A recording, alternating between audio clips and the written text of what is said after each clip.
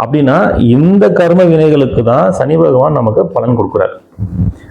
சனி பகவான் எப்பெல்லாம் அந்த பலனை கொடுப்பார் அப்படின்னா, ஏன்னா நம்ம பார்ப்போம், நம்ம கண்ணுக்கு தெரிஞ்ச நிறைய பேர் நிறைய பாவங்கள் செய்வாங்க. இவங்கெல்லாம் வாழ்க்கையில் நல்லா தான் இருக்காங்க, எப்படி நம்ம ரொம்ப நல்லது பண்றோம் ஆனா நமக்கு வாழ்க்கையில முன்னேறவே இல்லை எப்படின்ற எண்ணம் நமக்கு நிறைய வரும். அந்த பலன் நம்ம அனுபவிக்கிறதுக்குன்னு ஒரு தேதி, ஒரு டேட் பீரியட்லாம் வருது இல்லை, அது எப்போ அப்படின்னா சனி பகவான் 7.5 சனியாக வரும் பொழுதோ, இல்லது அந்த அர்த்தாஷ்டம சனியாவோ இல்லை அஷ்டம சனியாகவோ, இல்லை சனி பகவான் இருந்து பார்க்குற நேரத்தில் இருக்கக்கூடிய அந்த கிரகங்கள் மூலமாகவோ நமக்கு இந்த பலன்கள்லாம் கொடுப்பாரு.